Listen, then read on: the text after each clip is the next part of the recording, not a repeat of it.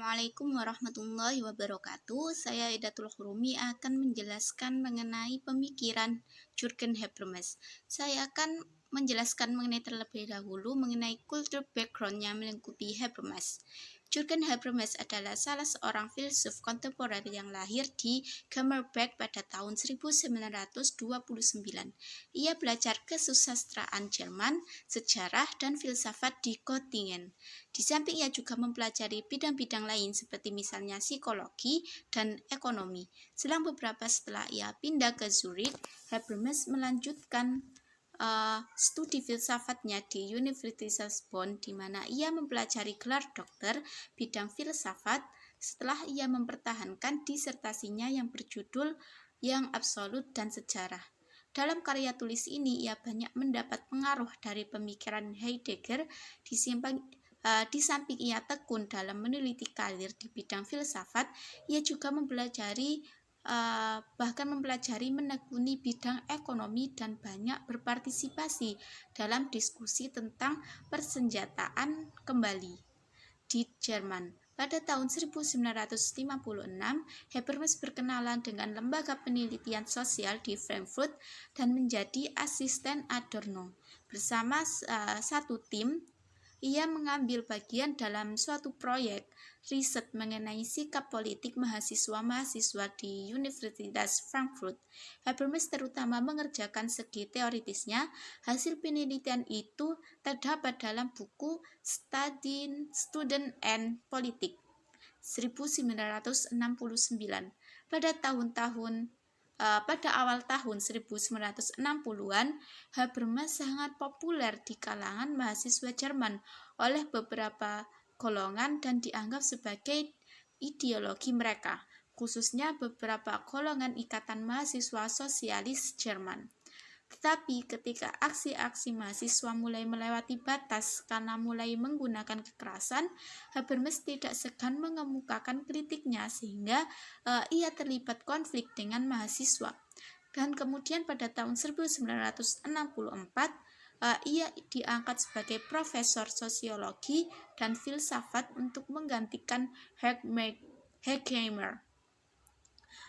Sesuai dengan tradisi mazhab Frankfurt, ia juga tidak asing di Amerika Serikat, sebab selama beberapa waktu ia mengajar pada New School for Social Research di New York. Kemudian di tahun 1969, ia menerbitkan buku yang berjudul Gerakan Perlawanan dan Pembaharuan Perguruan Tinggi. Pada tahun 1970, Habermas meninggalkan Frankfurt dan pindah ke Sternberg untuk menerima tawaran menjadi direktur pada Max Planck Institute, sebuah lembaga yang mempelajari kondisi kehidupan dalam dunia ilmiah teknis. Karya tulisnya cukup banyak dan seperti pendahulu-pendahulunya dalam mazhab Frankfurt, ia juga mencoba mempraktekkan filsafat dan sosiologi tanpa membedakan secara tajam antara dua jenis disiplin ilmu tersebut. Dalam hal-hal pemikirannya di Jerman, Habermas merupakan filosof yang paling banyak didiskusikan. Sejak tahun 70-an, Habermas semakin diperhatikan juga di daerah berbahasa Inggris dan Prancis. Habermas dikenal luas sebagai salah seorang tokoh mazhab Frankfurt. Mazhab Frankfurt adalah sebuah komunitas intelektual di lingkungan Institute for Social Forschung, sebutan universitas di kota Frankfurt, Jerman. Di Frankfurt lah sebuah gerakan filsafat dilancarkan. Itulah filsafat kritis atau kritis. Mazhab bisa dikategorikan dalam dua fase. Pertama, generasi pertama semisal Max Horkheimer, Herbert Marcuse, dan Theodor Adorno. Pada fase ini, deklarasi filsafat kritis pertama kali didengungkan oleh Horkheimer. Melalui karyanya, generasi pertama ini mengalami kebuntuan atau pesimisme dalam implementasi teori kritis yang mereka dengungkan. Kedua, generasi pencerahan semisal Habermas, kemudian Kurt Lukács, Karl Korsch, dan Antony Gramsci. Dimulai dari Habermas lah teori kritis benar-benar mencapai puncak performnya. Kemudian kita lanjut mengenai hermeneutika Habermas. Secara etimologis, hermeneutika berasal dari bahasa Yunani hermeneuon yang berarti menafsirkan. Maka kata benda hermeneutik secara harfiah dapat diartikan penafsiran atau interpretasi. Sedangkan secara terminologis, hermeneutika berarti proses mengubah sesuatu atau situasi dari ketidaktahuan menjadi ketahuan atau mengerti. Walaupun gagasan Habermas tidak berpusat pada hermeneutik, namun gagasan-gagasannya itu mendukung pustaka hermeneutik. Bahkan karya-karyanya pun tidak secara khusus membicarakan hermeneutika sebagai gagasan tunggalnya. Gagasan hermeneutikanya dapat ditemukan di dalam tulisannya yang diberi judul Pengetahuan dan Minat Manusia. Dalam konteks ini dapat dijelaskan bahwa konstruksi dari hermeneutika Habermas membentuk beberapa metode pemahaman dan jenis pemahaman. Dalam metode memahami, Habermas membedakan antara pemahaman dan penjelasan. Ia memperingatkan kita bahwa kita dapat memahami sepenuhnya makna sesuatu fakta, sebab ada juga fakta yang tidak dapat diinterpretasi. Bahkan kita tidak dapat menginterpretasikan fakta secara tuntas. Habermas menyatakan bahwa selalu ada makna yang bersifat lebih yang tidak dapat dijangkau oleh interpretasi, yaitu yang terdapat di dalam hal-hal yang bersifat tidak teranalisiskan, tidak dapat dijabarkan. Bahkan di luar pikiran kita, semua hal tersebut mengalir secara terus-menerus di dalam hidup kita. Pemahaman hermeneutik sedikit berbeda dari jenis pemahaman yang lainnya, sebab pemahaman hermeneutika diarahkan pada konteks tradisional tentang makna.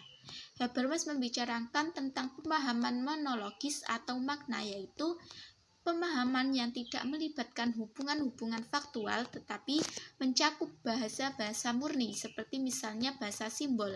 Dari pembedaan itu kita mengetahui bahwa monologika adalah pemahaman atas simbol-simbol yang disebut Habermas sebagai bahasa murni, karena simbol-simbol mempunyai makna yang definitif sebagaimana terdapat dalam setiap rumusannya.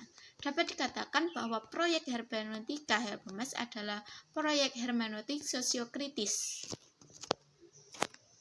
yang dapat diberangkatkan dari sisi epistemologis, pemahaman manusia, maupun sikap metodologis dan pendekatan komunikatif baik dalam teori tradisional, baik dalam teks, tradisi, maupun institusi masyarakat. Sekian penjelasan dari saya. Dari penjelasan tersebut, saya dapat menyimpulkan bahwa konsep hermeneutika kritik Habermas merupakan jenis hermeneutika yang berusaha mengawinkan antara objektivitas dengan subjektivitas, antara yang saintis dengan filosofis, antara yang autentik dengan yang artikulatif. Teori kritis juga berusaha untuk menelanjangi teori tradisional karena ia memposisikan objek sebagai suatu yang tak tersentuh, alias objektif, apa adanya, sehingga sulit ditangkap maknanya oleh manusia. Hal ini menjadikan objek terkesan sangat sakral dan harus diterima secara bulat-bulat berdasarkan pada hermeneutika kritis tidak lepas dari yang terkandung dalam objektivisme, yaitu bahwa objektivisme sendiri tak bisa lepas dari peran interpretasi manusia sebagai subjek. Maka objektivisme ini nihilisme dan absurd, sebagaimanapun juga subjek dan interpretasi tidak bisa lepas dari hukum sejarah. Maka bagi Habermas antara konsep, pembelajaran dan pemahaman harus selalu didialogkan untuk menggapai sebuah makna objek. Sekian dari saya. Wassalamualaikum warahmatullahi wabarakatuh.